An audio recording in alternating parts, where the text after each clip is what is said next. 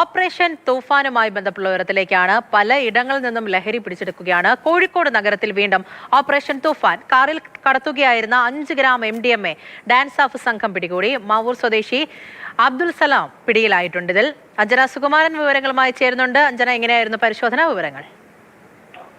Baleno കാറിൽ കടത്തുകയായിരുന്ന 5 gram MDMAയുമായാണ് ഇന്നലെ രാത്രിയിൽ മാവൂർ സ്വദേശി പിടിയിലാകുന്നത്. ഡാൻസ് ഓഫിന് ചില രഹസ്യ വിവരം ലഭിച്ചിരുന്നു. അതിന്റെ അടിസ്ഥാനത്തിൽ കസബ പോലീസ് നടത്തിയ വാഹന പരിശോധനയിലാണ് ഇന്നലെ അർദ്ധരാത്രിയോടെ പുതിയറ ജംഗ്ഷനിൽ വെച്ച് ഈ അബ്ദുൽ സലാം പിടിയിലാകുന്നത്.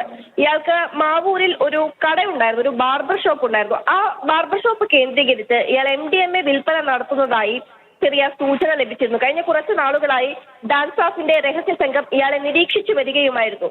ഒടുവിൽ ഇന്നലെ രാത്രിയോടെ ഇയാൾ ബലെനോ കാറിൽ കടത്തുകയായിരുന്ന MDMAയുമായി പോലീസിന്റെയും അതോടൊപ്പം തന്നെ ഡാൻസ് ഓഫ് സംഘത്തിന്റെയും വലയിലാവുകയായിരുന്നു. 5 ഗ്രാം MDMAയാണ് ഇയാളിൽ നിന്നും കണ്ടെടുത്തിട്ടുള്ളത്.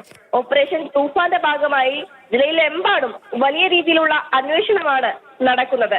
സിറ്റി പോലീസ് കമ്മീഷണറുടെ നിർദ്ദേശപ്രകാരം രാപ്പകലില്ലാതെ നിരീക്ഷണത്തിലാണ് ഡാൻസ് ഓഫ് സംഘവും ഒപ്പം തന്നെ പോലീസും. ഏതായാലും ഇതുവരെ നിരവധി കേസുകളാണ് ഇത്തരത്തിൽ MDMAയുമായി ബന്ധപ്പെട്ട് റിപ്പോർട്ട് ചെയ്തിട്ടുള്ളത്. പൂജ. ശരി, അഞ്ജന സുകുമാരനാണ് വിവരങ്ങൾ നൽകിയത്.